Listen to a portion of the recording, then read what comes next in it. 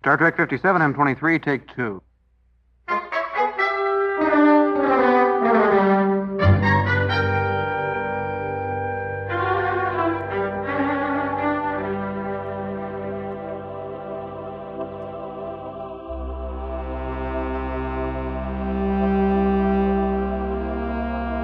It's the It's Got Star Trek podcast.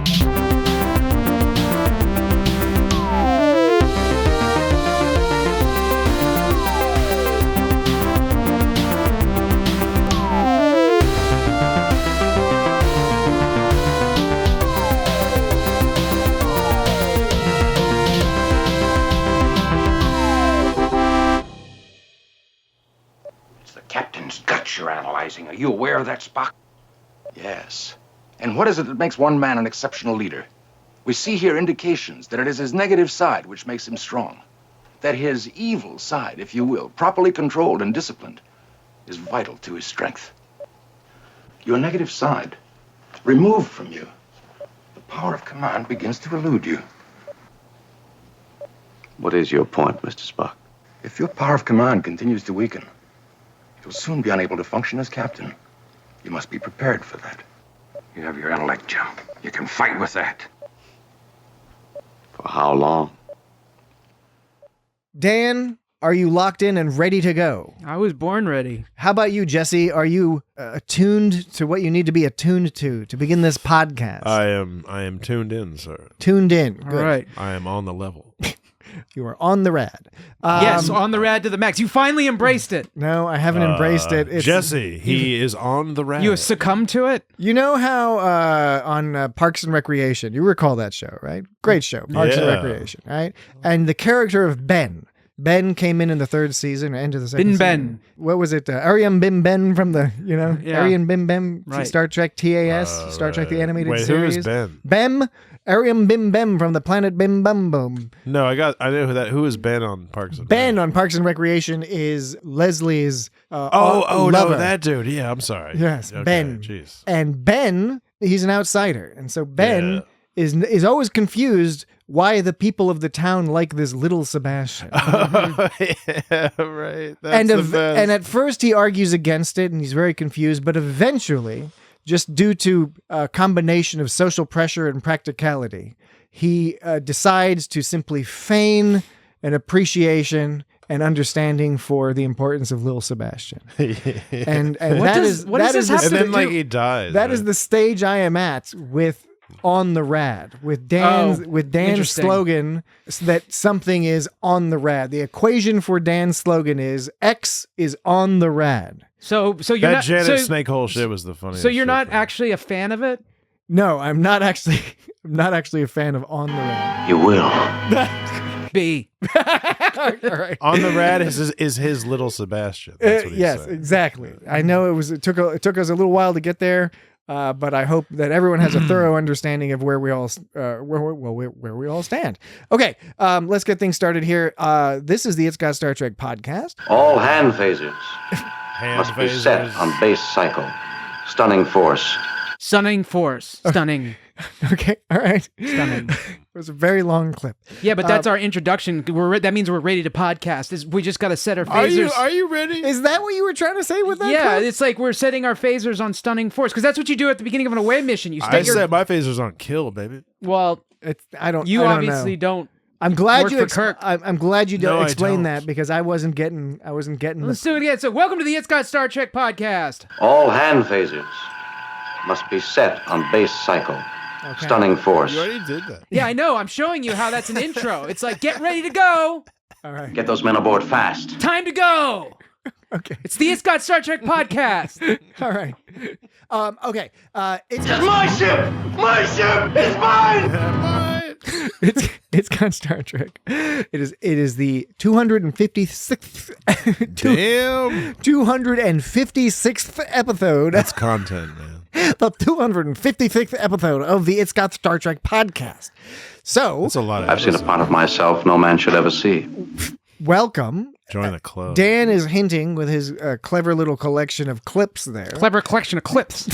Danny Long Clips. C3. Danny Long Clips is hinting at the fact or revealing the fact that this week we will be discussing the campy classic, The Enemy Within, from Star Trek, the original series' first season. From way back in the day. It is the 5th episode. I believe it is Attitudes are different. I believe it is perhaps the 4th episode produced, but the 5th episode aired. Oh yeah, that's how they did it. But Paramount Plus says it's the 6th episode. Yeah. Because Paramount Plus those plops the cage up in front. Yeah. When you oughtn't be doing that, because that was the unaired pilot that nobody got to see until 1984. What are you gonna do?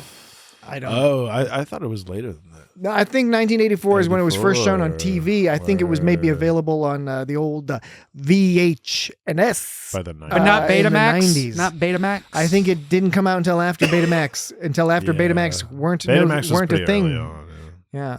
All right. Anyway. Porn. Never mind. Pornography is the reason VHS went out over Betamax. Or one of the main reasons. One of the main reasons. Go look it up. Also, kids. the Don't VHS criticize. could hold more, but porn is actually really. But the VHS reason. was a lower resolution. Yeah, I know, but right, the VHS was lower resolution, but it could hold more, so it was more convenient. But mostly, it was the porn industry was allowed to use VHS, but they weren't allowed to use Betamax. So They weren't allowed. Good. because it was licensing issues. Yes. Go look it up, folks. It's an interesting story. All right. On to more pressing things. You want to kill me, don't you? I do not want to kill you. I do simply want to proceed swiftly That's all, man. through the podcasting front matter. I said, give me the brandy! That was a, First, that was a you- wild looking bottle of brandy. First- Yeah, I know. You know, I hate when you say front matter. By the way, Which is why I say it, because you keep making me say on the because red. it's like Front matter. it's like, you know, when I think of back matter, I think of like butt food, Back like country? like reverse butt food. When I think of Reverse back, butt food. See, now you're being really odd. and then So therefore, Front front matter would matter be like think of something the other else. side of that. I don't even know what that would be, but it would be something horrible. I don't know. You see, you're creating a hell of your own. That's all in your head, man. You really are, Dan. Help me. You have to free your mind, man. Look, I know this is supposed to be a funny podcast, but Help me. we gotta spread it out, because otherwise I keep laughing. This shit's hilarious. Okay. You can't kill me. First, a quick reminder. Last week we had Jesse from Crusher Convo on, and we had an excellent discussion Yeah, it of was tight. Attached. I do want to remind you, go check out the Crusher Convo YouTube channel to watch Jesse and I discuss Cause and Effect, because that was also really fun. Yeah. And I made a cool background that makes me look like I'm in a cool spaceship. It was tight. And it's nothing particularly impressive, but hey. It was good, though. So we were check it out. very solid AI. we were honored to have Jesse on our podcast. Yeah, that was fun. Thanks, Agamus. Then Patreon, of course. Snagamus. We do have a Patreon, and there's fun stuff over there if you want to check it out. That's it's Patreon, patreon.com/It's Got Star Trek. You We're can just hanging out. you can get free previews of stuff there. There's all sorts of stuff. And tell us what you want. If there's talking something you about want, silly stuff. if you want something, but there's stuff worth checking out. At least check out the previews. If you don't want to pay the money, then no problem. But you can check out the previews and get some modicum of joy, some brief modicum of joy. We guarantee you, at the very least, that That's nice. it is nice. Okay, so That's nippy. well, we'll get to that. Man. I do want to note that we will have a second break discussion up. A second break discussion up Discussaronis. about the top I'm gonna call them Discussaronis. about the top transporter accident episodes of Star Trek. Discussaronis. Okay, all right. Whether Disgusting ponies. whether it is a discussion up, Or a disgusting pony. a disgusting Yeah. phony, or a discussaroni, well, we'll let you be the judge of that. Fine audience out there. The Really? Northern Virginia treat. But that will come in the second break. Discuss-aronis. The Northern Virginia treat. Now we continue to have a dearth of You're a reviews. madman. No reviews this week, so no Oh, man. haikus. I think- if there are no reviews, there are no haikus. Maybe- and for those who don't know, What's wrong with Dan is people? doing custom haikus for people who make reviews. know- Don't people But appreciate haiku? you know, maybe it's the haikus that mean there's no reviews. So Dan thinks what you all are saying Maybe they thought is your that haikus were snooze.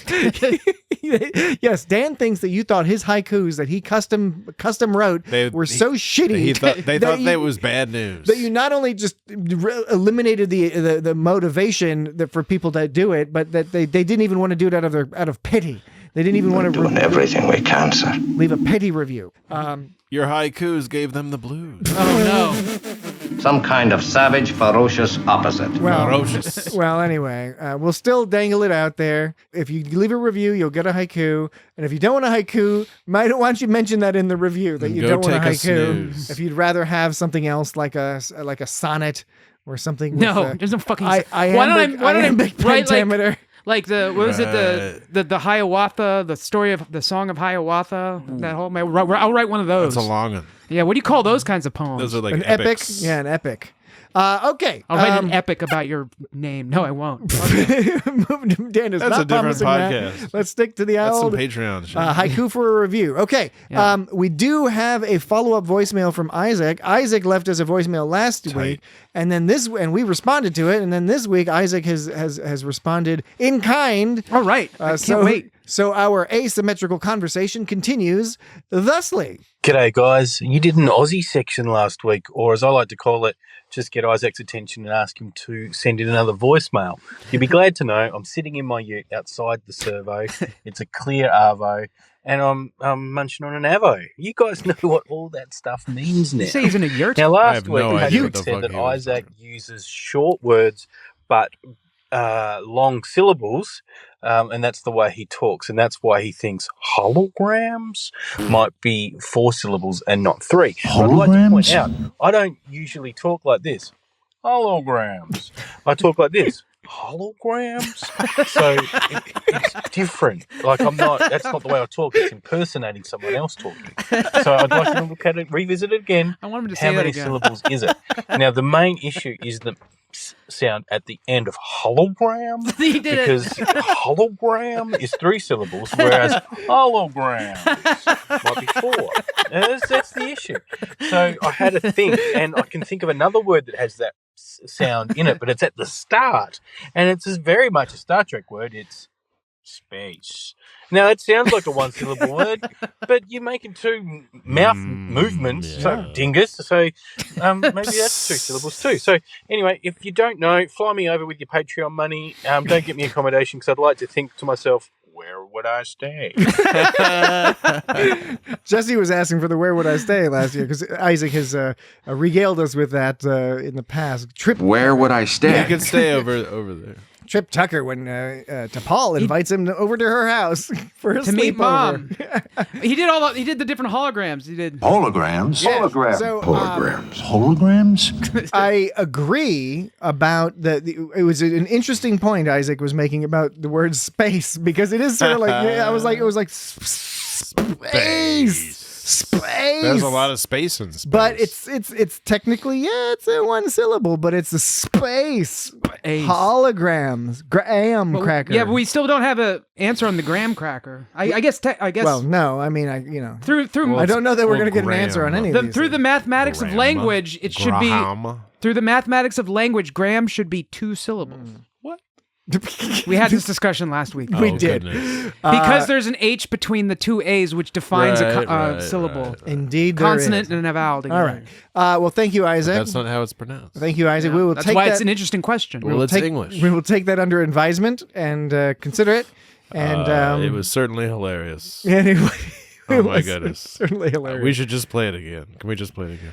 We'll play it in the future. Okay. We'll save that. We'll play that on every podcast episode in the future. It'll just be a regular segment. Thanks, Agamus! That's really exciting. So now we can get to the episode, The Enemy Within. Ooh. Oh, I thought Dan might be playing the tape of Spock when Spock says something about every man has an enemy within. Did you record that? Did you get a clip of that, Dan? Oh, wow. You know what? I missed that. I'm pretty sure he said that. Do a search on chakotea.net to see if he did indeed say that. No, he didn't say that. Are you sure he didn't say He that? said something about a duality, didn't he? Oh, I thought he said something about an enemy within. I am searching for the word enemy, and I only get 1 hit, and that's in the title. Oh, well then maybe not. Really? He did. I thought he said it. I thought he said something about having an enemy within. Search for the word within.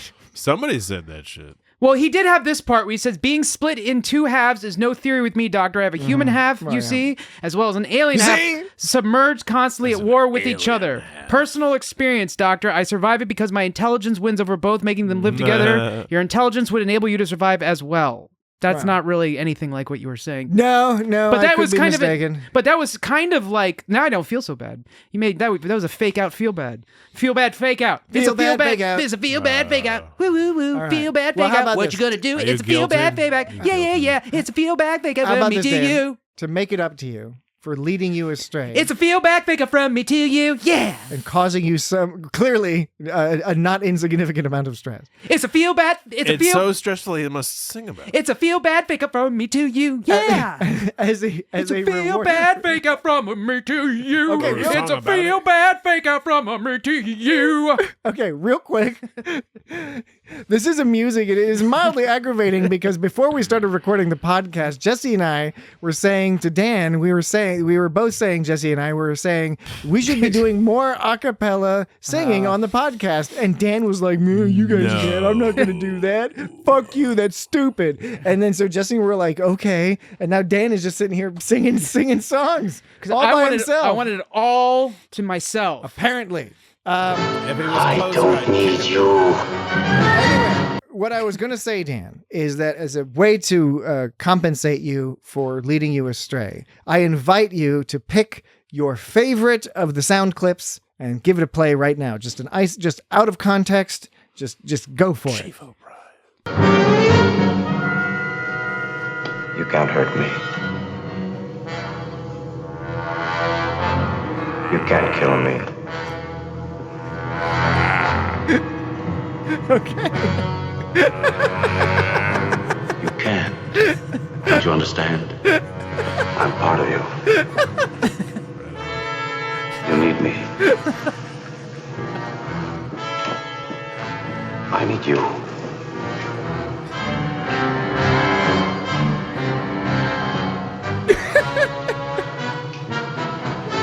I don't need you.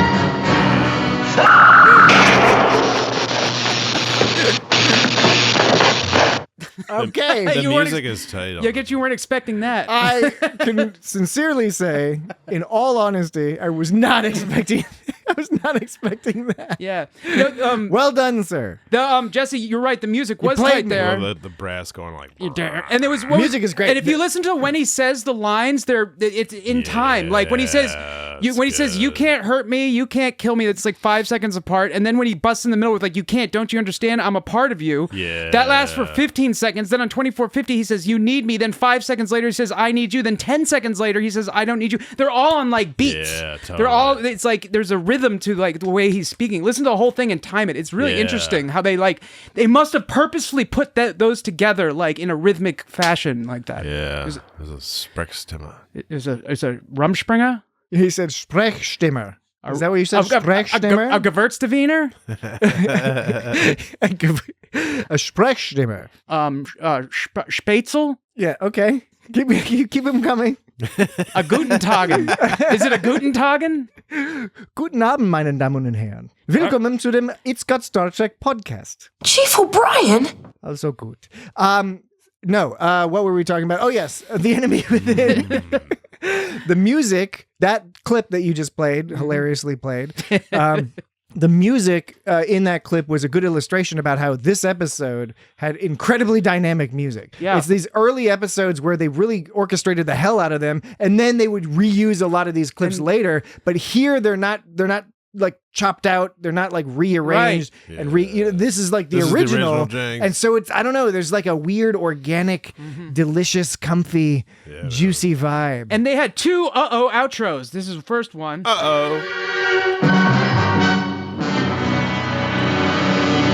And then the other one. That one was right after they found out that they wouldn't be able to get the transporter or something back up in time in like a week or something. Oh yeah, that's right. I can't remember what the first one was for. Yeah. Well, all right. How about this? Let's get back to the beginning. just to lay out the foundation here for this conversation. This is, of course, Jekyll and Hyde, basically. It's one of those examples of Star Trek where sometimes Star Trek goes more sci-fi and sometimes it goes more sort of fantasy mythology style, but it'll try to cloak it in sci-fi. And that's what it's doing here. It's using the transporter to split Captain Kirk into a like lame side and like a monstrous side. Is this the first transporter? Yes, I think this is the first transporter accident that we've seen. I'm not 100% sure, but it's the 5th episode. Could be. I'm pretty sure, like in terms of plot that relies on it's instigated by the transporter doing something weird. I believe, and this I is the feel first like one. there's been like several. I feel like several stills from this episode have made it into pop culture. Like for example, like when we first see, I call him Bad Impulse Kirk because he's not evil Kirk. He's just like bad He's Impulse animal Kirk. What was, but it was Animal interesting. Kirk might be better. But it was what they were saying. They kept saying like, you know, you need both sides. You need the piece of shit side of you in order to be assertive and take command. But it was interesting because they we'll said discuss more later, by the way, because that's crazy. And yeah, it was interesting though that when Bones said, "Now you're the intelligent, thoughtful, logical kind." Strangely enough, that's the kind with the most courage, as he was pointing out. So I thought that was an interesting point where you need the assertive side to take command over people, but the real courage comes in being true and logical and intelligent and like calm. controlling your janks. But you still need the other side of you. But the idea but of the story... but what I was gonna saying real quick is when the first time we see Bad Impulse Kirk, we see his face, and I feel like that's a shot I've seen somewhere. And 100%. and then at the end when there was the fight at the end, when they showed his face when he was all like throwing a temper tantrum on the bridge, it was interesting. They were like using dark lighting around him and shit. But it feels like It was not- always, not all these shots of like Bad Impulse Kirk, like B.I. Kirk. eyeshadow. B.I. Kirk was, I feel like I've seen those all somewhere before. It is, well, it's a classic. This is a classic episode. It's for a good reason. episode. And again, it's all right. It's I thought it was excellent. okay. Well, we have a split of opinion here. Dan thinks it's excellent. Jesse thinks it's all right. I will reserve my judgment until disturbing. later in the podcast. Disturbing. What? To generate some audience excitement. Are And you the just audience- are you determining which one you like based upon what we say? And you'll pick, Yeah, no, and that's you'll right, agree Dan. you'll agree with the person who you are least annoyed with at the time or something? No, it is up to you both to convince me of your positions. No, I have an opinion. I'm doing it merely for entertainment purposes.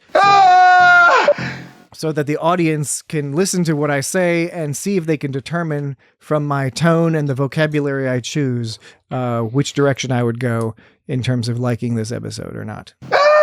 All right. But in terms of that structure that I was talking about, what I mean is talking about like the mythology side.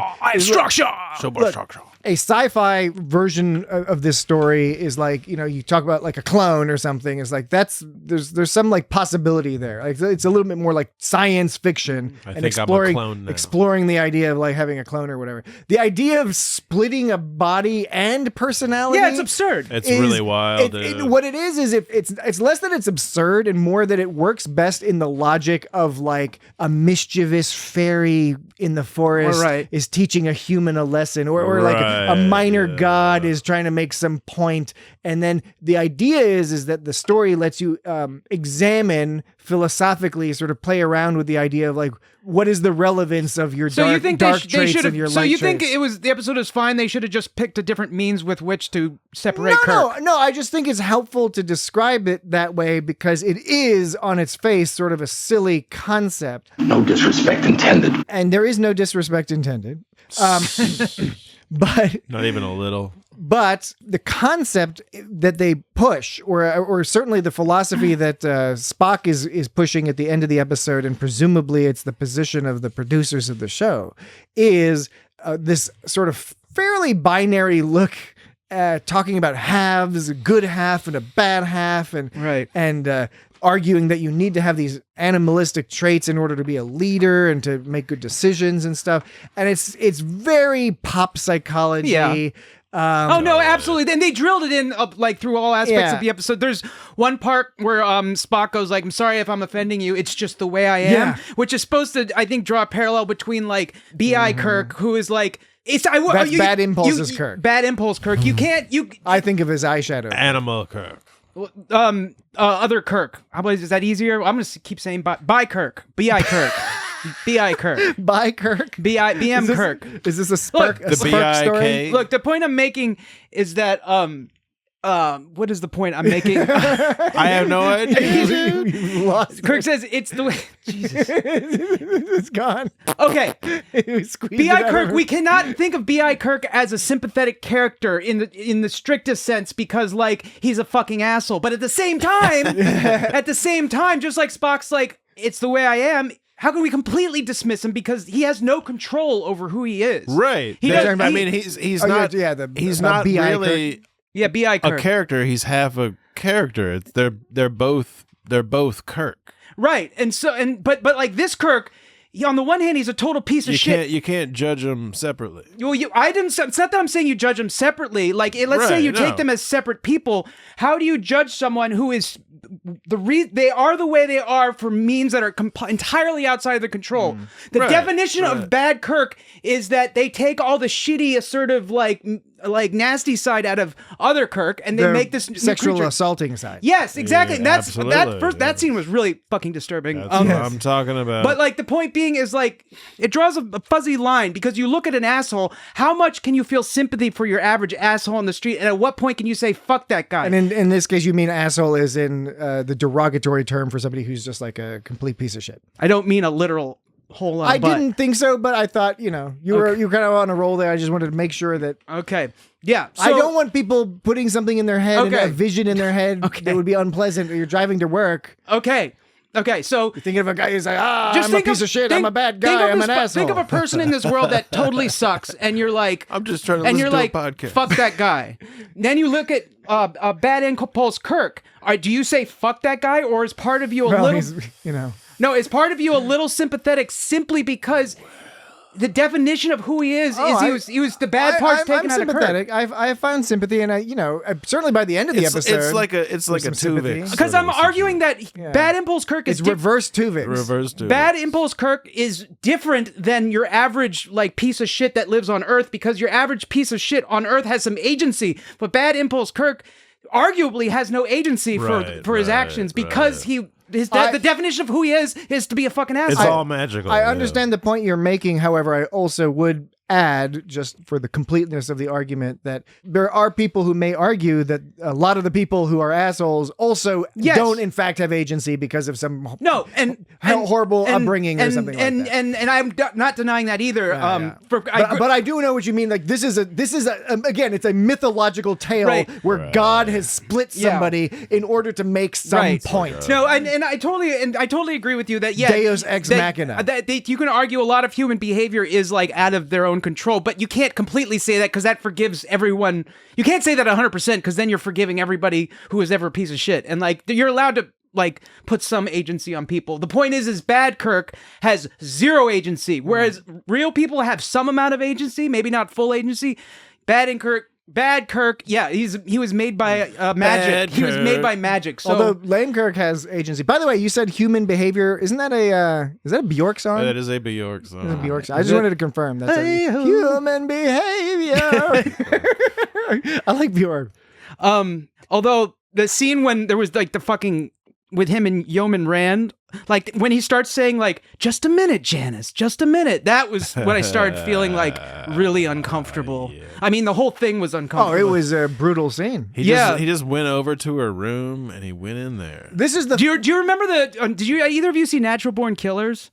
There was a scene where this crooked cop is like killing like a sex worker, and he's like choking her. He's going, I'm just kidding, as he's like choking her. That's what this reminded me of when he was like taking her and being like, just a minute, Janice. It was like, really sad. It was really. That part was like really upsetting. This is the fifth episode, and the aftermath of it was kind of fucked up too. This is the fifth episode that aired. The fourth episode that was produced, possibly, and it has sexual assault and a dead dog. Didn't we do another episode where Rand was violated? I don't know. Possible, but we have like.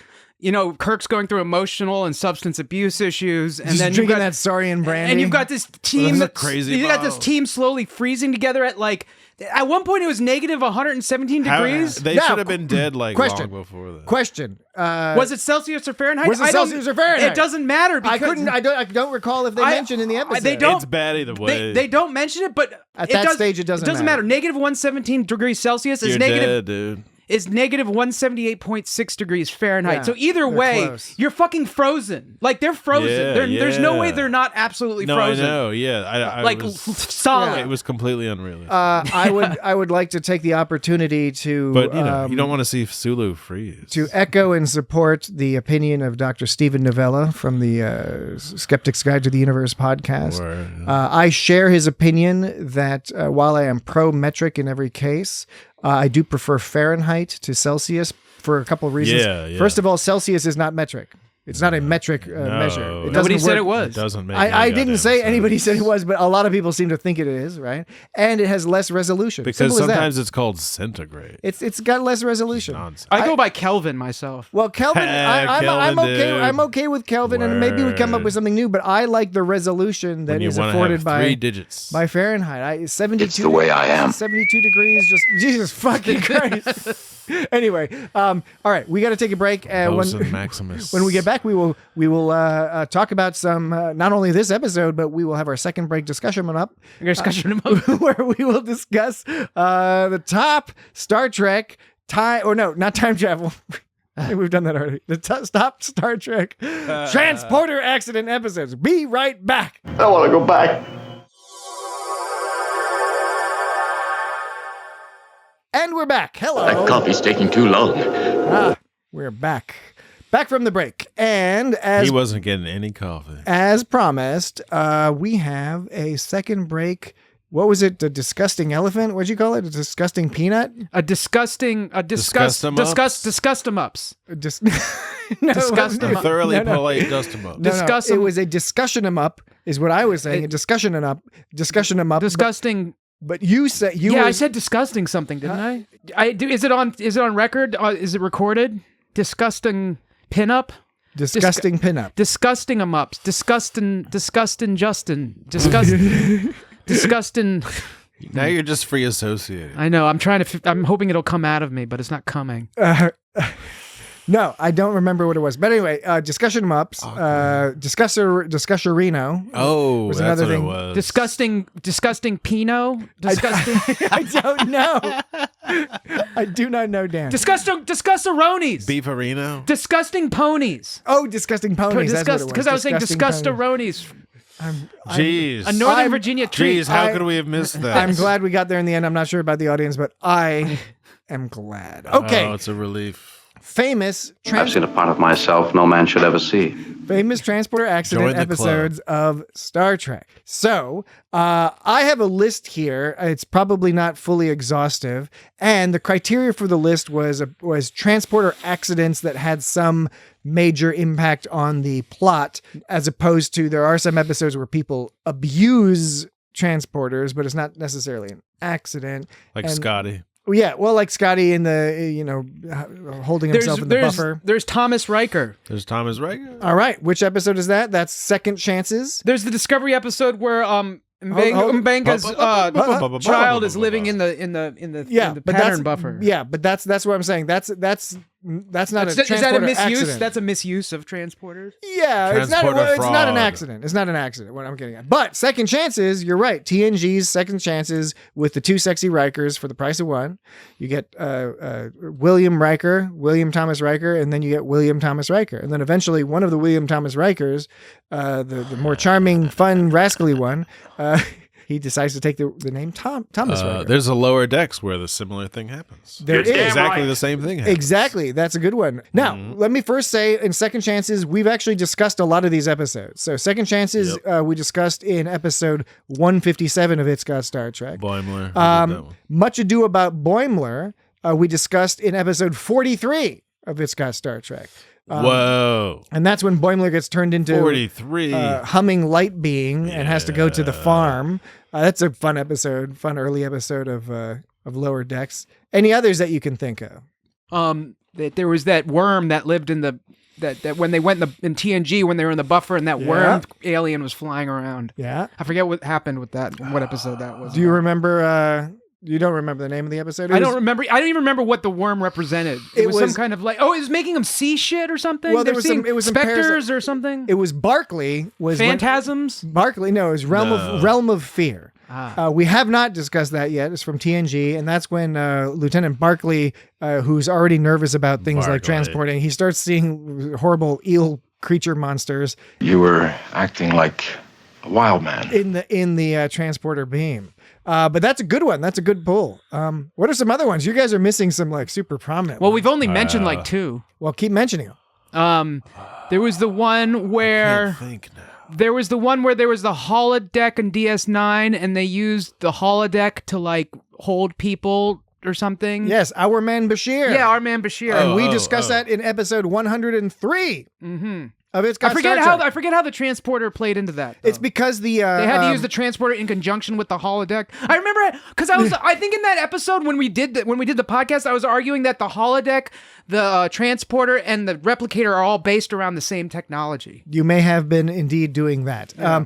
The premise of that was that doing that. The shuttlecraft holding a good portion of the senior crew exploded, and right before it did, they were able to beam them out, but because of a wacky, goofy accident, their patterns had to be saved in the computer, and the place that had the most room to save them was in the holodeck somehow. Wasn't the transporter to blame for the mirror crossover? Yes. The in mirror the mirror TOS. in TOS, mirror, which we discussed in episode 60 of It's Got Star Trek. 60. Although that's an interesting one because even though That it was was a bank. it was episode 60, we had recorded it well in advance because that was a Yeah. bank episode. We recorded it rather early on. Rather early, mirror. But yes, that was the classic whoopsie daisy. We're all in an evil universe. Another funny one where it's like, oh, this is a universe. Everyone's a piece of shit. Asshole universe. It's similar to Enemy Within in some similar to ways. our It's an universe. extension of the idea of the enemy within, which of course has yin yang, Jekyll and Hyde Kirk. And that's what we're discussing this week. There's a couple other big ones that you're missing though that we've discussed. I know. I'm having trouble recalling. Any thoughts?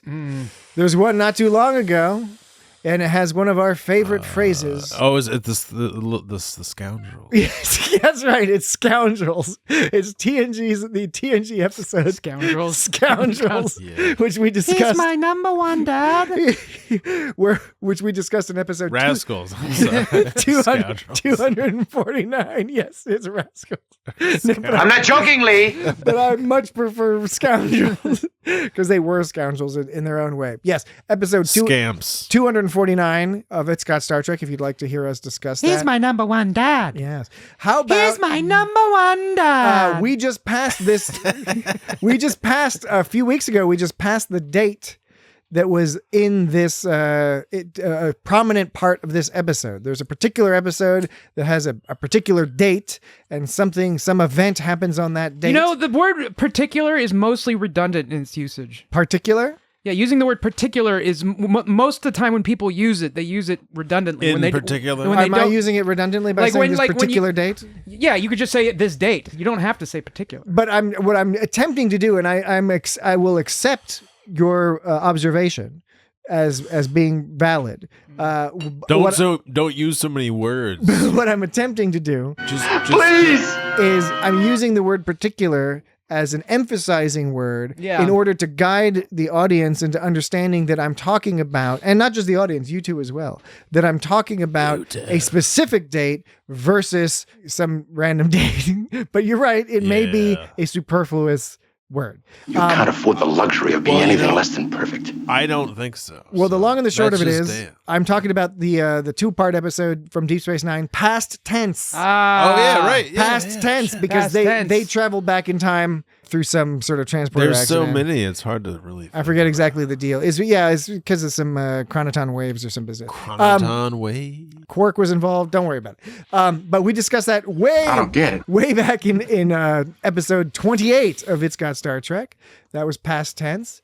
Another famous one, we talked about it earlier this episode. What's the opposite of the enemy within? The friend outside. It made me think of like a serial killer. What about like looking what in the window. about what about Gary Mitchell? How did he get all wacky? That wasn't Transporter though. No. That was just because they went to the edge of the universe. Oh, you're talking about Tuvix. I'm talking about Tuvix. Tuvix. Yes. Tuvix is the opposite, not the friend outside. You can't kill me. But Friend yes, outside. Tuvix, and we discussed Tuvix in episode 64 Hell of It's yeah. Got Star Trek. Another episode with disturbing imagery in it. It was, yeah. And then when Tuvix is walking around, he's like, "Oh, you're my friends. Don't kill I mean, me." the enemy within, like, for the most part, was like it was like, you know, like you said, it was magical. It was kind of corny. I enjoyed it, but like it was mostly kind of like it was mostly fun, even though it was like kind of serious stuff. But some of the subject matter they dealt with was pretty heavy. Like like him like fucking chugging brandy, you know, like being like, "I need my brandy," you know, and then like the whole scene with Yeoman Rand. There's some assault going on. The Yeoman Rand and stuff. It's not really sort of dealt with after. Yeah, and I was saying the aftermath of that was fucked up because she was like, I didn't even. She said I didn't want to get the captain in trouble, like which she was like afraid to tell. It's not cool. This is not a progressive thing, but it's not time to discuss this. We're still discussing the best transporter accident episodes. We're not done yet. There's a couple more, No disrespect intended. including the next phase. I don't know. The next phase. Why I forgot that just now. Remember the next phase? We discussed that in episode 84. Phase is an ability on magic cards. Well, yes. Thank you, Dan. Thank you for that announcement. No, but the next phase is when Ro and Geordi phase out, but for some reason they can still walk through floors. Yeah, right. They don't What just about fall like? into they can What walk, about I like mean, they the can walk through walls, but they don't fall through floors. Is it like the shrunken shuttlecraft in Deep Space Nine? Yeah, well, that wasn't a transporter. That wasn't thing. transporter. I don't think. That was a wormhole thing or something. Yeah, okay. That was some sort of goofy, hilarious quantum thing. Goofy, hilarious all right. quantum thing. Now, there's a couple that are a little bit more obscure. For example, Daedalus from Enterprise. We haven't discussed this one yet. But that's where Are you sure? it deals with, well, it keeps coming up in the, like, Dan's algorithm. Oh, that's Dan's what it podcast is. selection Actually, I haven't algorithm. gotten Daedalus in a while, but it used to get it. But it comes up a lot, but it's often not, like, it's often not the top one. But it's, Those early lists. What was the one that I always got the second part of? Past tense It was part past 2. tense part 2. Part Right. 2, yeah. We did past tense? We did both parts 1 and 2. Both parts. In episode 28. But Daedalus is it's an interesting episode. Is that the one with the big claw? That's not the one with the big claw. No. That's a good one too. No, That's the one about the robot space station. Yeah, that's called Dead Stop, I think. Okay. Dead stop. Same thing. Yeah. Daedalus is not my favorite episode of Enterprise, but it's all right. It's about the inventor of the transporter. So there's like some interesting lore in there. I don't know. It's just it's not that interesting a story, but we'll get to it eventually. Another Enterprise episode is Vanishing Point, which is an interesting one where Hoshi, if you and folks who haven't watched Enterprise yet, like during Enterprise, like they have transporters, but they don't really use them. They like using their shuttlecraft and stuff, like because they just use them for cargo because they don't kind of don't trust the transporters for people. And then slowly over the course of the show, they start getting a little bit more comfortable with it. And in Vanishing Point is when Hoshi has to use the transporter and she's sort of anxious about it, and then like some weird stuff starts happening. It's kind of a fun episode. Mm-hmm. Sounds. Is really it all exciting. tickly when you get transported? Probably. Little tickles come out. No, I mean your consciousness is getting destroyed and then copied and replaced into some other entirely separate consciousness. Right. Yeah, they're like vaporizing your old body. It's actually quite horrifying. It's like you die every time you transport. And then two more that are I'm going to stay on the fucking ship. How about that? Two more That's that are what I'm worth mentioning are Kayshawn His Eyes Open, which is when Boimler is split in two, second chances style. So like Riker, in fact, he uses his knowledge of Right, that's Riker's what I was accident saying, yeah. to like save the day, but it results in a William Boimler being created. So there's like that whole thing. But the last one, I think, is for me, it's the one I remember the most, is the transporter accident in Star Trek: The Motion Picture, where it's like the grossest thing ever, where the guy is trying to beam in and he gets turned into a lump of horrible flesh. Oh no! And they hear like all this screaming and stuff, and then you just Condition critical. yeah, well, you hear the person over the comm. It might even be McCoy. I forget who it is, but the person over the comm, me. or maybe it's Chapel. I don't know. But anyway, the person over the comm says, "Enterprise, what we got back didn't live long. oh man. Fortunately." Help me. Yeah, because the guy's like, ah! Oh boy. Yeah, so motion picture, Yep. that takes the cake for transporter accidents. Okay, That was an astounding list. back to the Astounding. old discussion. Back to the you old were talking discussion. about sexual assault. You can keep talking about sexual assault if you like, or would you prefer to talk about the dead dog? Okay, well, What's the more kind of unicorn. what's the more amusing thing to discuss well. on a comedy Star Trek podcast? I don't know, because that dead dog died from sheer terror. Yeah, I know. It wasn't just like, oh, there's a dead dog, but then got Spock's all scared like, well, to- here's the deal. Well, my perhaps my the dog's hypothesis. psyche cannot handle such a. Yeah, I buy it. I buy the argument. The but it shock just- was induced by blind terror. No autopsy is necessary to know that the animal is terrified. No confused. autopsy is necessary. Confused. That's also like not just terrified, but confused. That breaks my heart when it's Yeah. confused. No, it really is. It really is horrible and upsetting. But that's when Spock talks about the duality of human and Vulcan, which I think you might have gotten the enemy within. I really want to know what that line was where you thought it was an enemy within line. I don't know why. I don't know. There's a bunch of crazy stuff in this episode. I love how it was the unicorn bug dog or whatever, the uni bug dog. Yeah, I know. It's like, Like, dyed pink.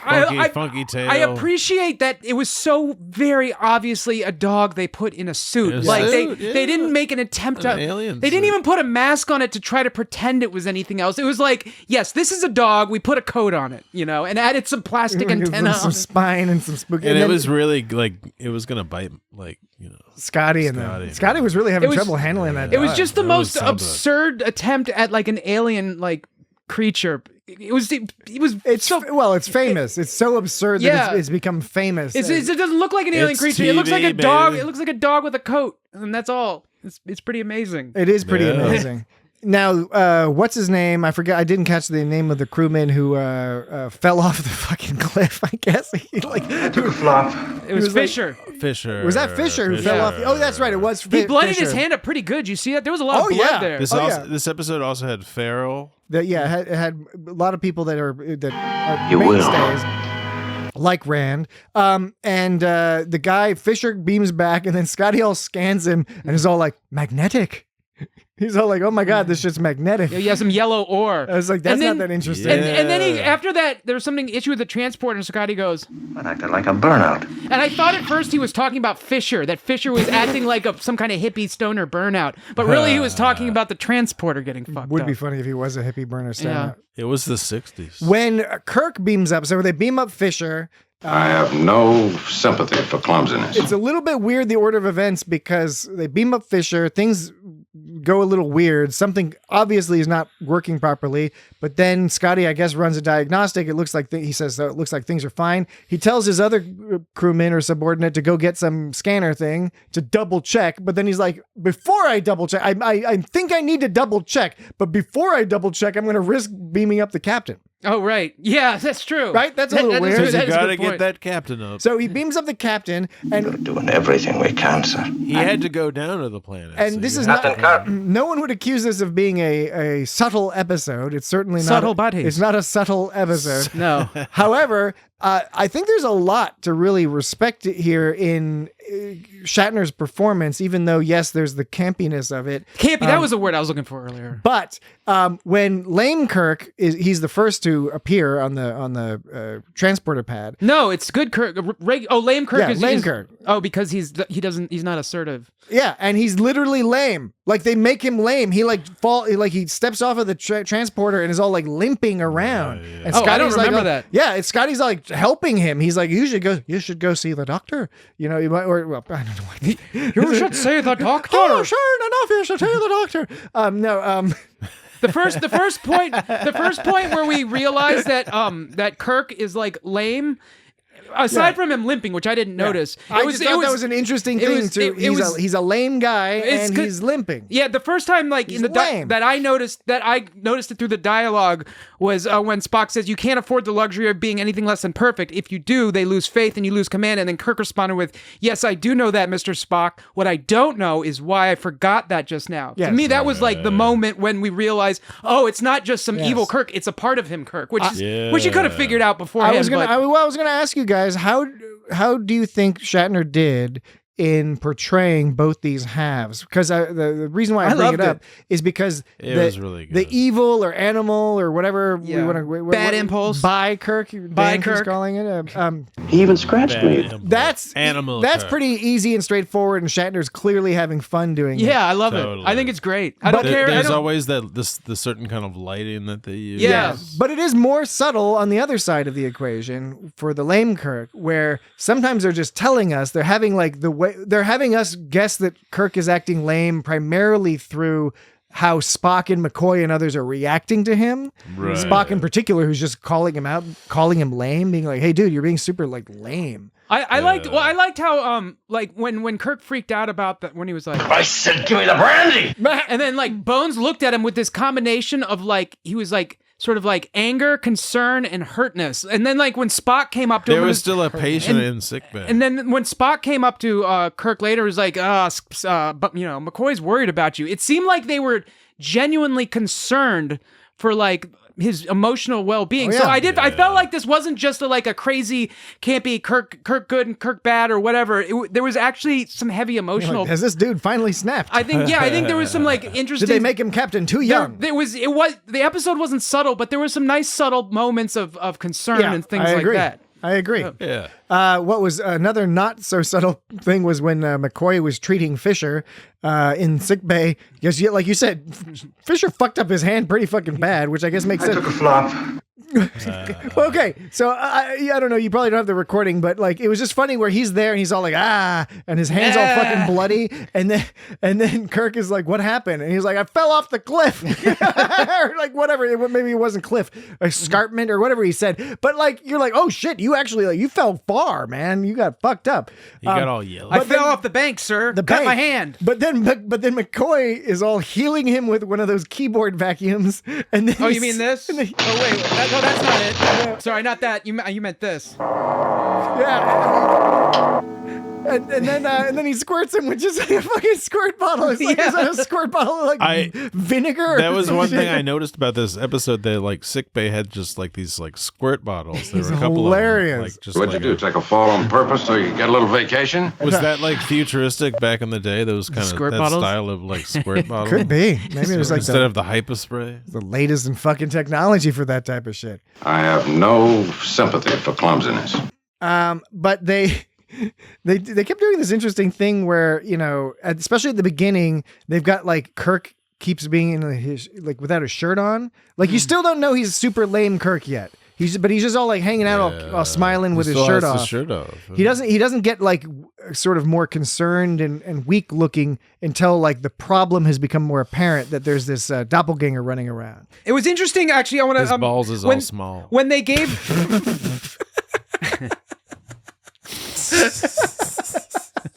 I mean, It's the way I am. it certainly rhymes. Condition critical. When they give the first captain's log, it's actually the captain's log is set in the future because they're talking about the doppelganger. That was weird. unique. I noted that. Yeah. He was like, I didn't know at the time, but this is what happened. Yeah. You notice at the end, like, a bad impulse Kirk, even at the end when he was like, you know, trying to like do all the ship stuff, he still tried to take time out to visit Yeoman Rand again in her quarters. Oh yeah. He was like saying, "Oh, like sorry about earlier. I'll talk to you about it later in your quarters." It's like, oh my god, dude. Eyeshadow It Kirk. was awful. Ugh.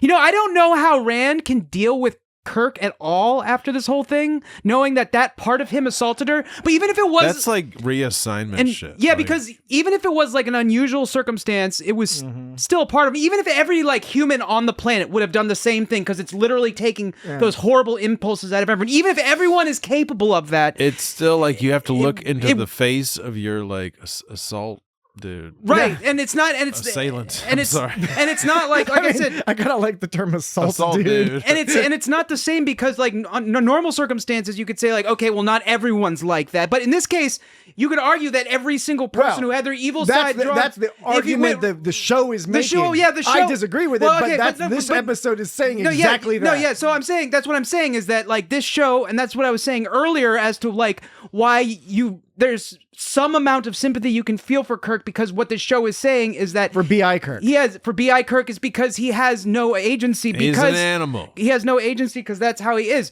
And similarly, the show is basically saying if anyone had that part of them sucked out, they would probably be capable of the same sexual assault behavior that Kirk engaged in. Even though in the show that's the case, it doesn't matter. It was still Kirk who did that to her, and I don't know how she'd be able to face him after that. No, I agree that there's a lot. Exactly. There's a lot that's problematic. That's what I'm saying. Problematic with this, and we haven't even gotten to the end. And the everybody end just scene kind yet. of shrugs it off. Yeah, because the end scene is which is worth bringing up now because it also makes things uncomfortable.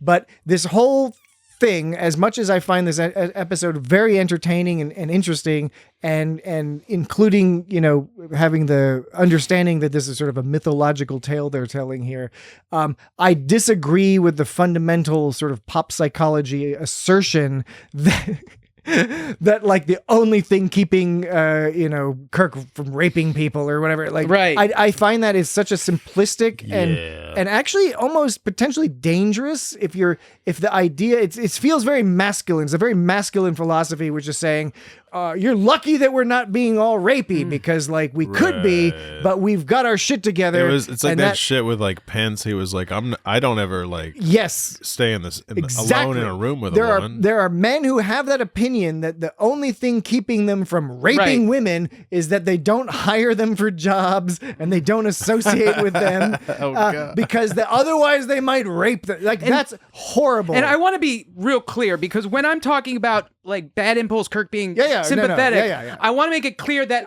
that's according to the rules of this episode. Exactly. Yes. Like that kind of behavior. No, I don't have sympathy for that behavior. But in this case, because in the rules of the show, they're taking all agency and self-control. This is a mythological shit. Because they're taking self-control away from Kirk. And that's part of what makes it that's what the show is implying here. It's an interesting thing when we're watching this episode, is because so much of it works well. The story is structured in an interesting way, and all the little things that play off each other resolve very interestingly. But then it is built on this framework of a philosophy that is problematic.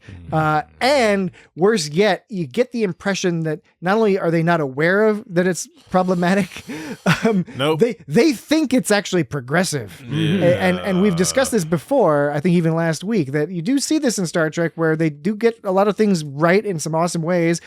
Just a female yeoman in 1966, a yeoman being the captain's main assistant and advisor in a lot of ways. She's just hanging out in his quarters. That is itself fairly groundbreaking, but then to add on this layer of like, oh, but good thing her commander's not gonna sexually assault her because he's got this other side of him that's gonna help stop that.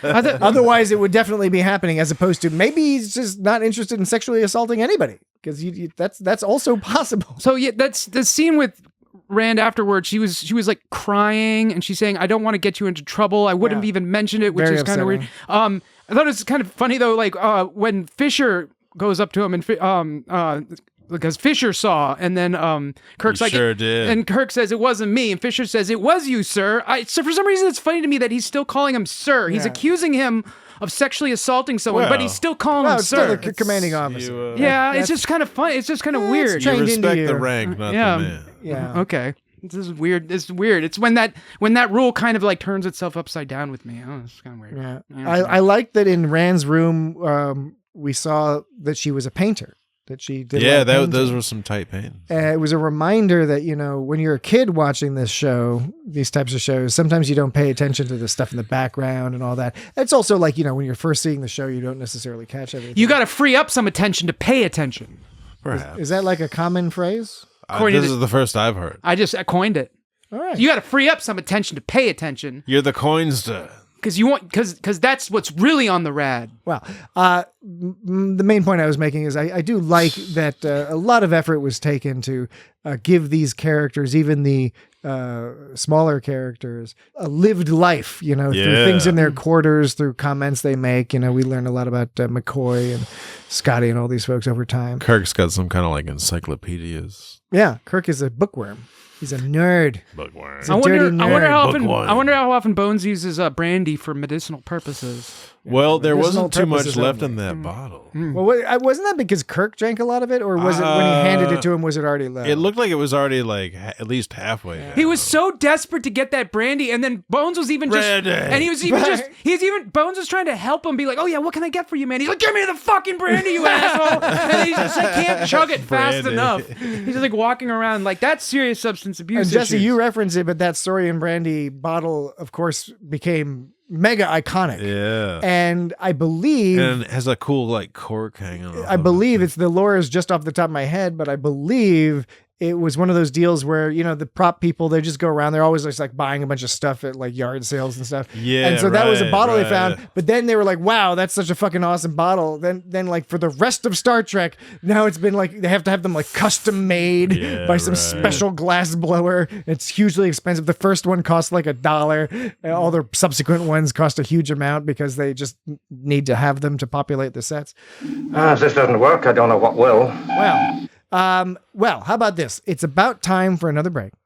So we will take that break. It's about time. And when we return from that break, we will conclude our discussion of the enemy. Conclude. Within. Be right back. Back to that bed, Bucko. Come on, let's go.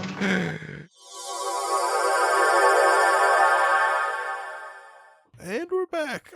Oh no. Okay. Oh man. Okay, hold on. Okay, yes. All right, we're back. Where are we back? We're back. Wait, let's wait a second. We're getting. Are we back? Jesse said we're back. So are we back? We're obligated the to gun. be. We're obligated to be back because Jesse said we're back. I think we ought to give room service another call. All right. Do you want to talk about this whole side story with Sulu and gang? Because, by the way, what does it really say? Okay, first of all, they should have just like they shouldn't have beamed up Kirk at the beginning before checking to see if the transporter was okay. Yeah. In this instance, they should have done the opposite. They should have beamed up the crew because making duplicates of them is better than them freezing to death. Exactly. That's what I was saying. Negative 100-degree temperature. That. Yeah. Okay. If they went bad, there was enough people on the Enterprise to overwhelm these people. Yeah. They can just bind them down and figure out how to reunite them. I think we better bind him. Considered that. And then everybody fucking lives. You won't be afraid if you use your mind and think. Think. You can do it. That's it. Use your mind. That's the problem. They weren't using their mind. Can you play that again? The mind bit. I really like that. You won't be afraid if you use your mind and think. Think. You can do it. That's it. You can do, the cadence and the rhythm is so brilliant. Rhythm and well, rhythm. I was talking about rhythm earlier with that. There he goes again. With that long. There he goes again. When you asked me to play a clip, and a little did you guys realize I would play a 50-second long clip, but that was rhythmic too. There's a lot of interesting rhythms. So here's the deal with the Sulu side story. But I mean, William Shatner is always kind of rhythmic. Story. Even if you don't exaggerate without exaggerating his acting style, like he is rhythmic and pretty rhythmic in the way he speaks. All right. Well, you were talking about rhythm, so I was just backing your point up. No, and I appreciate that. You backed it up. Then you backed it up some more, and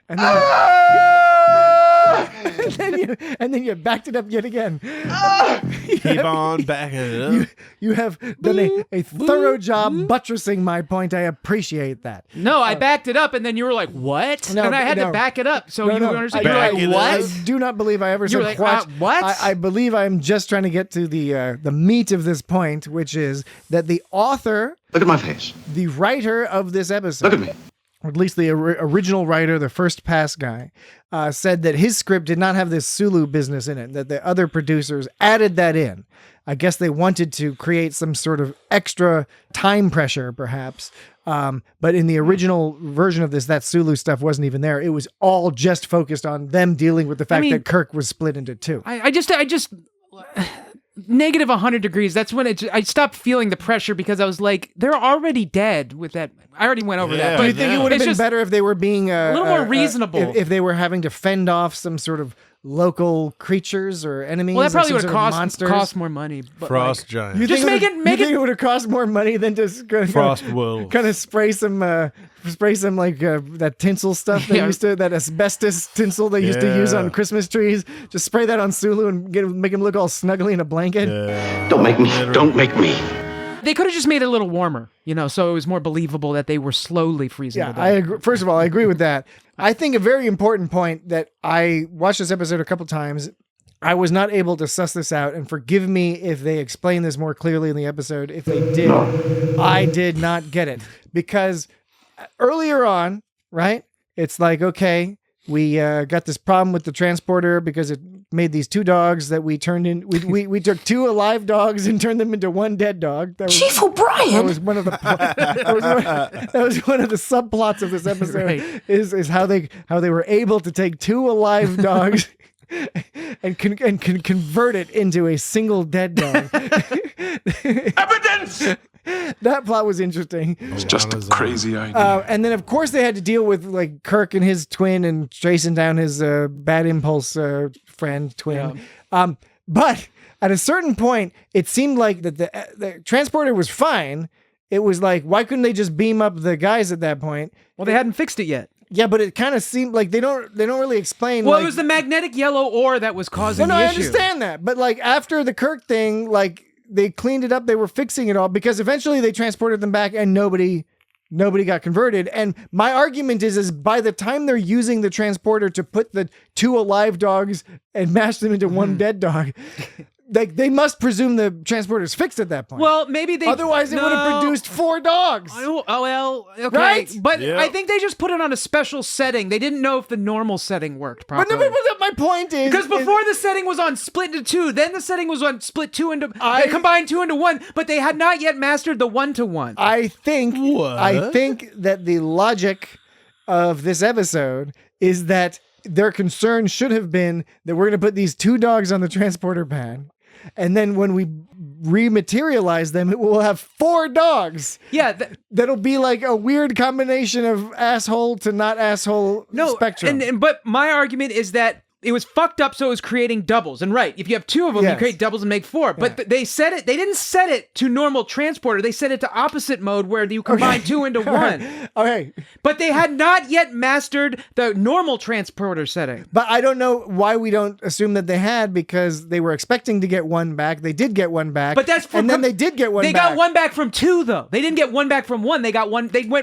They went 2 to 1, not 1 to 1. I still say and this is going back to your earlier point where the risk was nominal. And they seem to, first of all, I think there's enough visual evidence on the screen that the transporter was already sorted out. What happens and they just decided not to beam Sulu and friends back until after they fixed Kirk. They got it in their heads that we need Captain Kirk to somehow be fixed before we can help Sulu and them. Yeah. I just don't, I'm not convinced. Okay, I guess by them not beaming them back. I mean, I could say, you could say that they could have been worried about a Tuvix situation is what I was arguing. If they transported them all in, they turn into 1. But you do make an interesting point when you say, why did they decide it was okay after combining Kirk, but not killing the dog? Yeah. Well, because the dog died. So maybe that was why. Yeah, okay. He's dead, Jim. Is that the first, he's dead, Jim is like, it's one of those lines. It's like, beam me up, Scotty is like, nobody. Beam me up, Scotty. Beam me up. Beam me up, Scotty is like a famous line that they never actually. Oh, God. You've bored Jesse. Beam me up, Scotty is like, just a famous line that was never actually said. He didn't say it in that order. And so he's dead. He would say, Scotty, and so beam me up. And so he said, he's dead, Jim. Now, I was wondering if that was the same situation, but it's not because he says it here. And then my question is this the first time? And if it is the first time, is it the only time? Is there any other time they say he's dead, Jim? Is the crux of my question. I do think McCoy says it. We don't have evidence. Well, we may play the test. Thank you. We may have evidence. Bilana's on it. We can't assert that it's true without knowing for a fact. Yes, I agree with you. This is science. That's not, it's logic. I don't know. It is science to gather empirical evidence. There was some technobabble in this episode. They didn't have a ton of technobabble in TOS, but this is the closest I think I've heard from TOS in a while. Framulate. There shouldn't be more than a 5-point variation in the velocity balance. It's not intense technobabble, but I think it qualifies. Yeah, because when McCoy, as I was commenting earlier, he refers to, Scotty is all like, that yellow dust is magnetic, and it's making him freaked out because, like, why would he be that freaked out by magnets? That just doesn't sound like something you freak out. You think you'd freak out about like Glubity-glops or zap doodle radiation. Well, I think we're talking about two separate things here. I'm talking about technobabble, and you're talking about yellow ore. No, I'm talking about the lack of technobabble. You said there's a lack of technobabble, and I said calling something magnetic is not technobabble. I know, but it's a lack of technobabble. This didn't say anything about magnets. No, there shouldn't be more than a 5-point variation in the velocity balance. I am indeed supporting your point by agreeing with you that is technobabble, and in making your point about that technobabble, you referred to the fact that they often don't use technobabble because they use terms like magnetic. He's like an animal. A thoughtless, brutal animal. Well, he is like an animal because remember when he went all Kirk monkey mode? When he kirked out? Monkey mode Kirk. He goes monkey mode Kirk twice. Do you remember? Can you think of the 2 times that evil Kirk goes monkey mode Kirk? Well, there's one time when he was realizing that he was freaking out because lame Kirk, as you call him, was like saying, I'm the captain. He's like, wait a minute, that's fucked up. I'm the captain. Yes. I'm the captain, you know. He goes, I'm the captain! I'm Captain Kirk! I'm Captain Kirk. I'm the captain! Don't you understand? I'm captain of the ship! So, like, and so... That's not what I was thinking of as monkey Kirk. Well, that was... okay, well, then I'll finish this thought then, which is, that was interesting because that told us he had no idea that there was another Kirk. He thought he was just who he was. And he was freaking out, and he like hit some kind of like screen, and it like flashed on the thing. The screen flashed, like he like zapped something. I want to know what kind of special effect that was, or if they really zapped like that, because the screen went. He hit some monitor, and it went like and zapped. Could have been remastered. Maybe it was remastered. Here's the deal. And then the second monkey mode was when he was on the bridge at the end throwing the temper tantrum when he said, I said, give me the brandy! Oh wait, not that one. So not you and I have a different definition of monkey Kirk. No, which is fine. Give me the brandy. That wasn't the line I was talking about. Perhaps you'll understand my definition of monkey Kirk after I am afforded the opportunity to give my example. Wait, I wanted to play the line that I was thinking about the second part. All right. We'll wait patiently while you scroll up and down your list there on your device. It's my ship! My ship! It's mine! That was Kirk throwing a temper tantrum. It's mine! Yes, it was a temper tantrum. And that was the second, that was at the end when he had super weird lighting. Those were the 2 monkey moments. Do you have well, first of all, I disagree that those are monkey moments because I have my own monkey moments. That are totally separate from both of mine. Totally separate from both of yours. Do you have the part where he says, I don't need, where he says, I don't need you? Yeah, I don't need you. There's another like evil Kirk, bi Kirk, bi Kirk. I don't need you. Yeah. I don't get need you. No, monkey Kirk. I don't get it. In my view, monkey Kirk. Okay, so I think I'm not sure what you mean by monkey Kirk. Well, I'm in the act. I'm in the act. I'm just defending myself.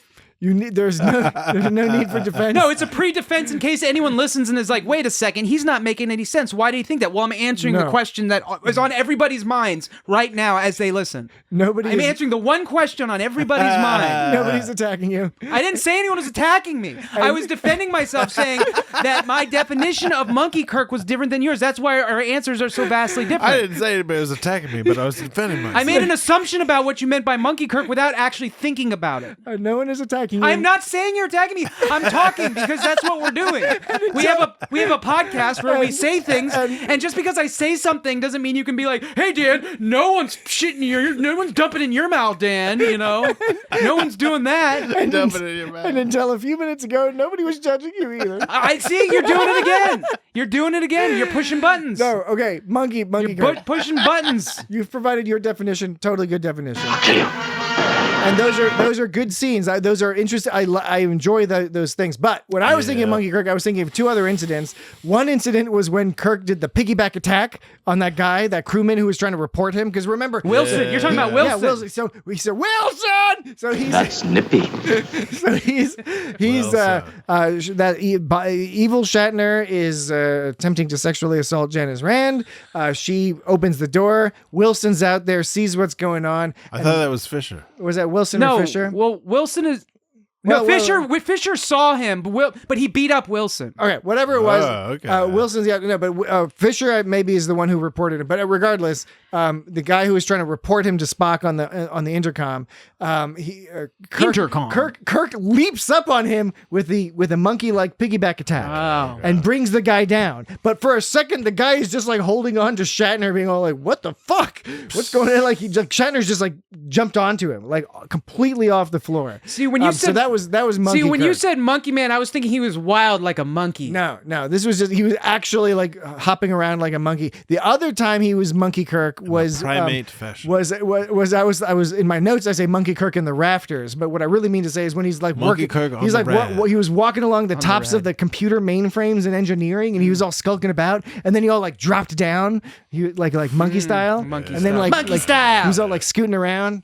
That was the second instance. Was he scooting around? Was he like cleaning his anal gland and scooting along the carpet? Scooting. Is Kirk doing that? Dan, I believe we have talked off the air.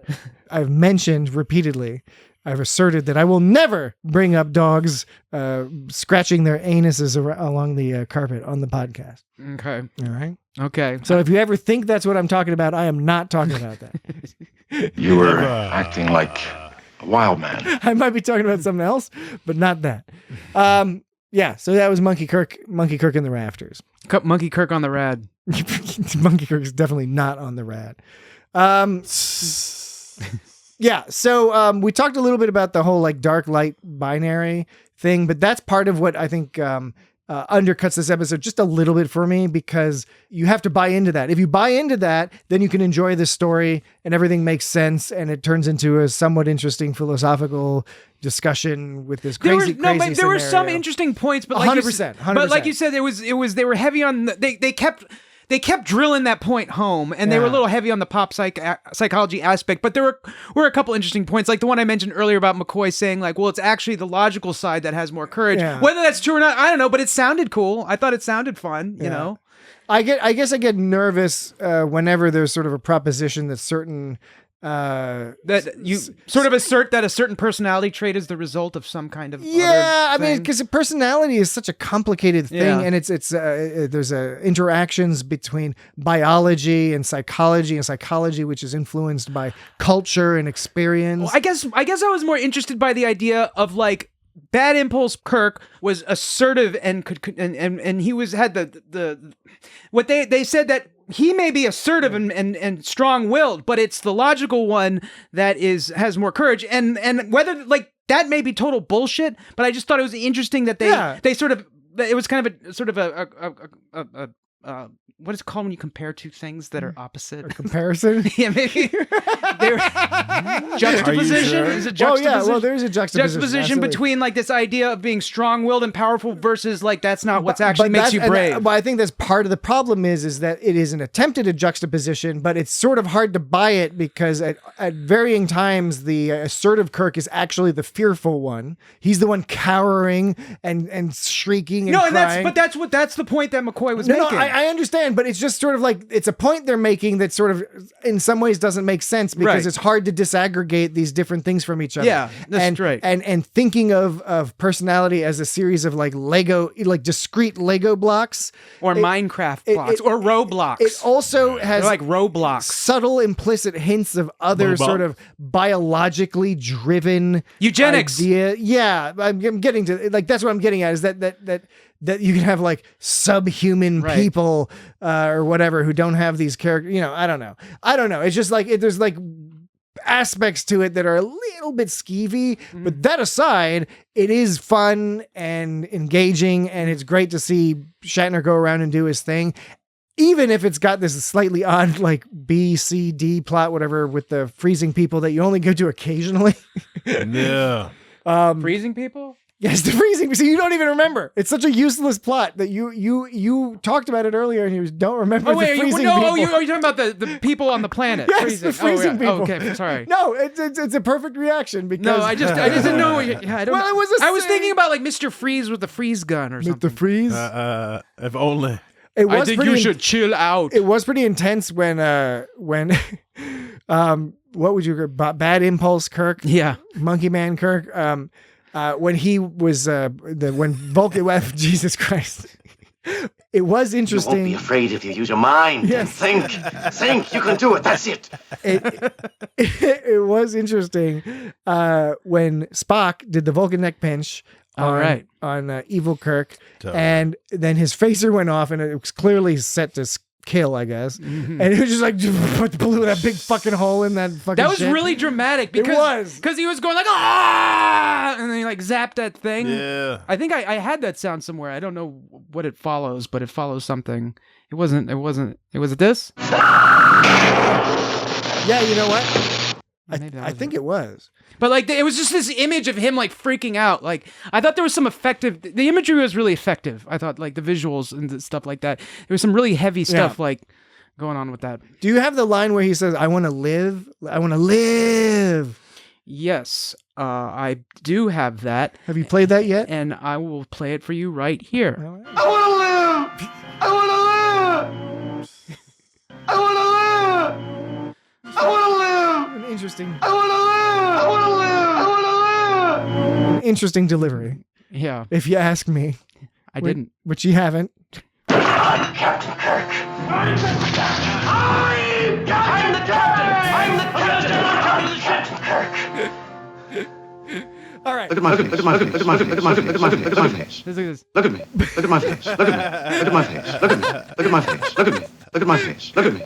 Look at my face. Look at me. Look at my face. Look at me. Look at my face. Look at me. Look at my face. Look at me. Look at my face. Look at me. Look at my look at me.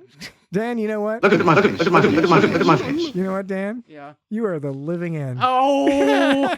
All right. Quick, before we get Look to at any me. Look at my face. odds and ends or bits and bobs, because we got to close things down here. Right away, Captain. I did want to discuss the end scene because we didn't actually get to it earlier, even though it relates to the earlier business. The end scene with Kirk and Rand. So Yeoman Rand comes up to Kirk, and Kirk is all like, blah, blah, you know, whatever. That whole exchange happens. And then Yeoman Rand gives him like this look like, hey, I'm down to clown. Even though you're my boss, is that what we were supposed to take away with that? Because then Spock is like, Spock is all like, hey, there were certain parts of that rapist Kirk that were pretty hot. Okay, this is what, right? Is that what you're saying? Okay. I didn't think of it like that, but I was very confused when because what Spock says. Spock is like, I'm down to clown too. No, Spock says, he goes up to her and he says, the imposter had some interesting qualities, wouldn't you say, Yeoman? And I remember thinking like, what does that even fucking mean? Yeah. I didn't put it together. It's fucked up. They were trying to set up a three-way or something? Well, but I don't know it because Yeoman Rand was looking at Kirk like, because Kirk was, that was all like, oh, I'm sorry, the twin of me, tried to sexually assault you and traumatized you, and I'm your boss. And the boss of the whole shit. It's the way I am. And then she's giving him this look like, not only like, don't worry about it, but like, hey, I'm like down with the fact that part of you was into me. She was like trying to be all like, I'm not into being sexually assaulted, but I am down to clown.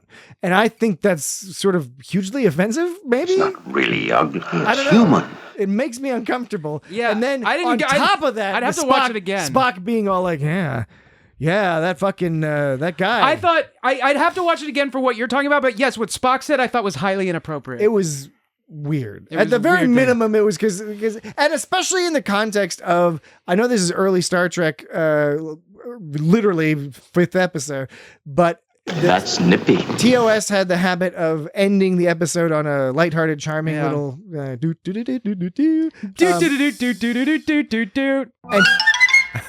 so like, I guess that's what they were sort of going for here, but it's not funny to be like, okay, I was sexually assaulted by somebody who looked identical to my boss. Wait, it turns out it's a part of my boss, and in the philosophy that the show follows. Do you think that it was implying that it confirmed Rand's suspicions that Kirk would get busy with her? Yes, exactly. That's awful. Yeah, exactly. That's an awful implication. No, yeah, 100%. It makes me hugely uncomfortable.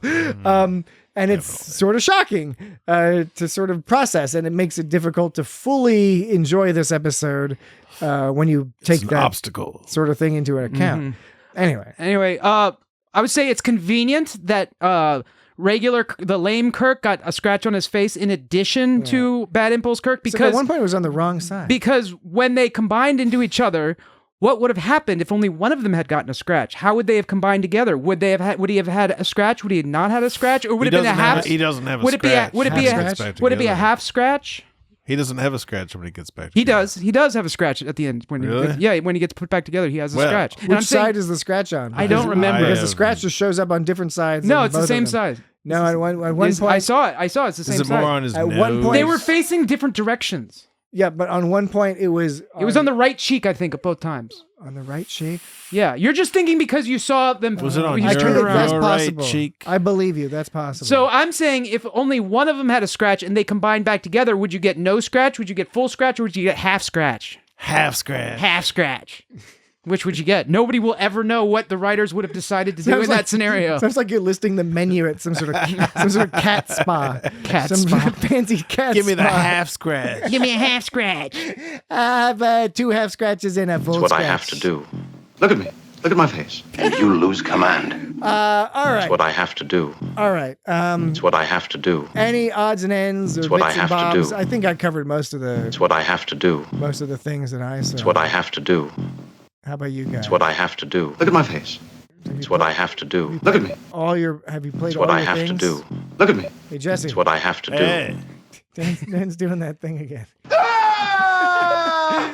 All right, I'll take that as a sign that there are no bits and bobs.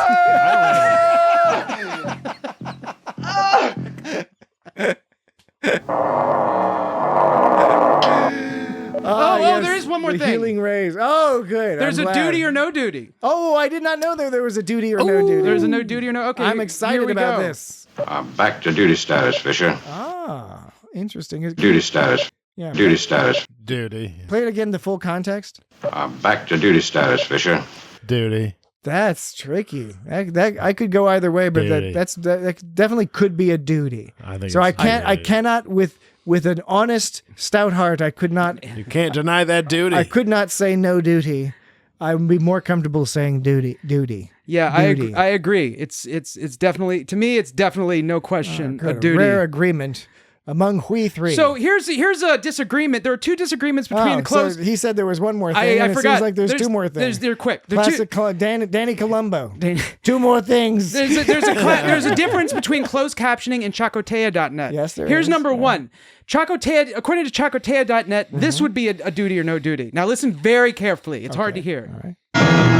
Section duty officers, please check communication lines. Section duty officers. I'm going to play just brief part. Section duty officers, please. Right, it's really hard to hear. Hard to hear. I say no duty. I would say duty. I'd say that it's a question of whether it is duty or no duty. It's neither duty was always the nor question. no duty. It is not no duty and duty. Anyway, according to Chakotea, that's a duty, but a duty. But according to closed captioning, they weren't saying Did they say duty? I would love for the closed caption to just be like D-O-O-D-Y. So Chakotea says section duty officers, whereas closed captioning said section to the officers. That doesn't make any sense. I know, it doesn't make any fucking sense. This is clearly section duty officers. And then it doesn't, in section 2, the officers doesn't make, there's another one when they talk about planet Alpha 177. Okay. In Chakotea, they spell alpha like you'd expect, A-L-P-H-A. But in the closed captioning, they spell alpha, A-L-F-A. No. Isn't that weird? Yeah. Alfalfa sprouts? Yeah. I don't know. So the captions are shit. Yeah, they were shit. That's what I'm going to go with. Okay, now, before we... Some kind of savage, ferocious opposite. Ferocious. Before we I go love to that the, line. before we get to the next stage of things here, Dan, I just want to double check. What are you going to do? I guess technically I should check with Jesse as well, but definitely want to check with you, Dan. Is there anything else? Do you want to play any other sounds? Are you going to be all like, wait, Wait, one more thing. or is it all good? That's nippy. All right. We're just going to skip over that whole that's nippy thing. I think You're going to cut those out? No. I'm just going to say I wanted to make a comment about it, and I've decided I don't want to make a comment about it. Oh, now I want to know what that comment is. Don't worry about it. So, all right. So Dan's done. Jesse's done. I'd say so. So I will conclude this podcast. Let's conclude. We have finished talking about the episode The Enemy Within. We've both been pretending too long.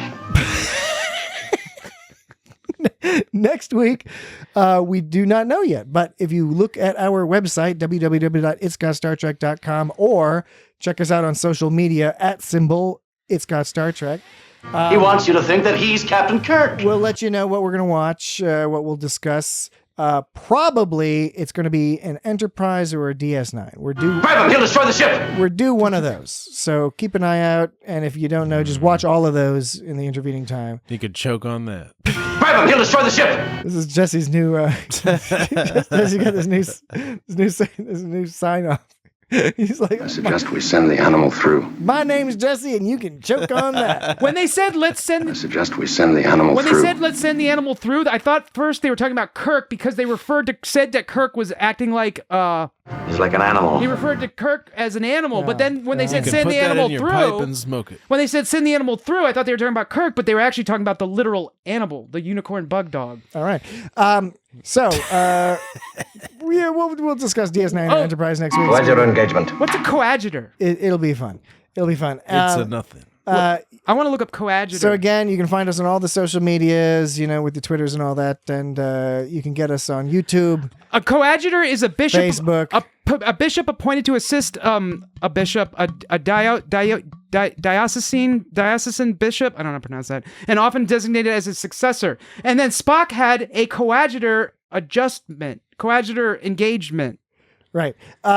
You can also email us at feedback. Coadjutor engagement. Feedback at itsgotstartrek.com. Engage the coadjutor. You got to fight him.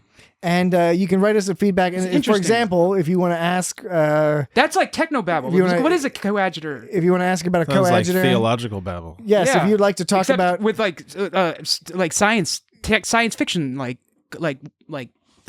tools, science fiction tools, right. instead of. If you'd like to continue this good discussion with Dan, just send an email to feedback at itsgotstartrek.com. Like a burnout.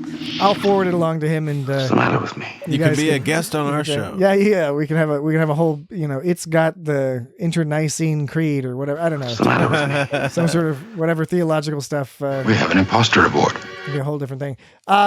All right, that's enough for this week. Yeah. That has been It's Got Star Trek. We'll talk to you again next week. Goodbye. He's dead, Jim.